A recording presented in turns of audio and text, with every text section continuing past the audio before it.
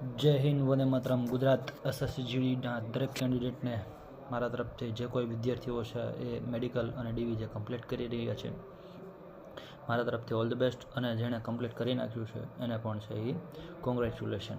હવે વાત આપણે છે એ કરવાની છે એ Gujarat general area, border area. તો મેરિટ છે એ કેટલું જશે? તો આ વખતે છે એ મેરિટ છે એ એટલું બધું છે એ કાંઈ ઊંચું જવાનું નથી. વેકેન્સી પણ તમે જોઈ રહ્યા છો કે વેકેન્સી પણ છે એ ઘણી બધી છે, અને સામે છે એ કેન્ડિડેટ છે એ આપણે ગુજરાતના છે એ 2 ગણા પણ છે એ લીધા નથી. અને સાથે આપણે જોઈએ તો આ વખતે છે એ એનસીસીના માર્ક છે એ પહેલાંથી જ તે ઇન્ક્લુડ કરી દેવામાં આવ્યા છે. તો મારા અંદાજ પ્રમાણે છે એ મેરિટ છે આ વખતે છે એટલું બધું છે ઊંચું જવાનું નથી. છતાં પણ છે એ હું વિદ્યાર્થીઓની જે કોમેન્ટ આવી રહી હતી કે ભાઈ મેરિટ છે એ કેટલું જશે, કેવી રીતના જશે અને ક્યારે છે એ મેરિટ આવવાનું છે. તો મેં મારા અંદાજ મુજબ અને મારે એનાલિસિસ પ્રમાણે છે એ મેં થોડું આના ઉપર કામ કર્યું છે, અને હું મેરિટ છે એ લઈને આવ્યો છું. તો હું તમને છે એ મેરિટ બતાવવા જઈ રહ્યો છું. જે કોઈ વિદ્યાર્થીઓના કેટલા માર્ક છે, કયા એરિયામાંથી આવે છે અને કઈ કેટેગરી છે એ તમારે મને કોમેન્ટમાં પણ જણાવી દેવાનું છે.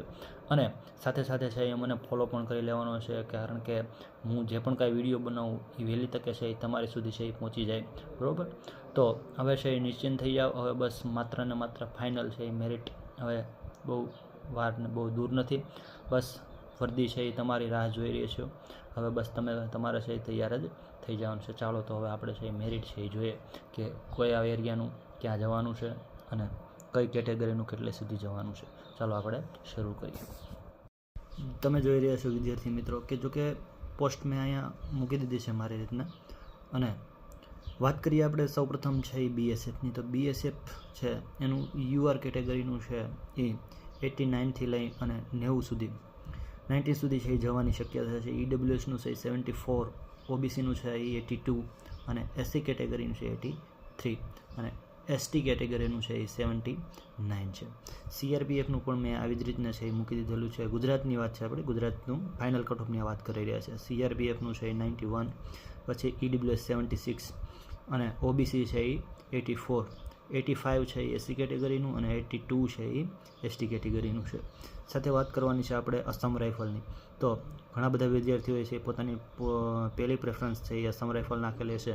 તો મારા અંદાજ પ્રમાણે છે એ 97 છે એ યુઆર, જે કોઈ વિદ્યાર્થીઓને યુઆરમાં છે એ 97 માર્ક પ્લસ હોય તો એ લોકો તૈયારી કરી નાખે.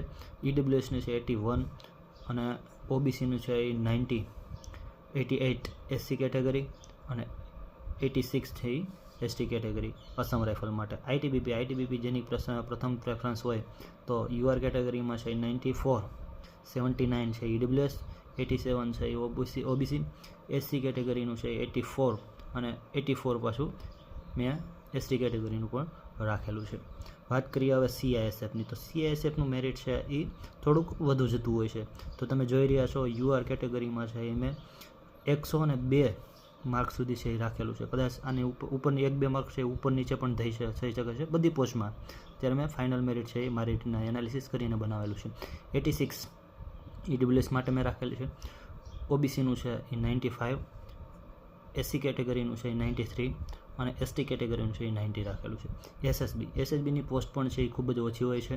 આ વખતે પણ ઓછી છે આવેલી. તો એસએસબીની છે એ યુઆર કેટેગરીનું મેરિટ છે એ 107, સૌથી વધુ ગુજરાતમાં હાઈ જવાનું એસએસબીનું છે. તો એસએસબી છે એ 107 મેં યુઆરનું રાખેલું છે. ઈડબ્લ્યુએસનું છે એ 94 રાખેલું છે, અને ઓબીસીનું છે એ એસએસબી માટે મેરિટ છે મેં 101, પછી એસસી કેટેગરીનું છે 97, અને એસટી કેટેગરીનું છે એ 95. તો વિદ્યાર્થી મિત્રો, આઈ હોપ કે તમને છે આ વિડીયો ખૂબ જ ગમ્યો હશે, અને મારું એનાલિસિસ પણ છે એ તમને કામ આવશે. તો આ મેરિટ છે એ તમે જોયું, નિરાશ ન થતા, કેમ કે આવનારી 2026ની જે ભરતી છે એ પણ જાહેર થઈ ગઈ છે. વહેલી તકે છે એના ફોર્મ પણ છે એ સ્ટાર્ટ થઈ જવાના છે. તો એ ફોર્મ છે એ તમે ભરી દેજો, અને 2026ની છે એ તૈયારી કરજો. જે કોઈ વિદ્યાર્થીઓને માર્ક છે એ સારા છે એ છે એ પોતે છે ટ્રેનિંગમાં જવા માટે તૈયાર થઈ જાજો. મારા તરફથી બધાને છે એ ઓલ ધ બેસ્ટ, અને હું છે એ બધાને ભગવાનને પ્રાર્થના કરું છું કે તમે બધા છે આ વખતે છે એ વર્દી છે એ પહેરી અને છે એ તૈયાર થઈ જાઓ. જય હિન્દ.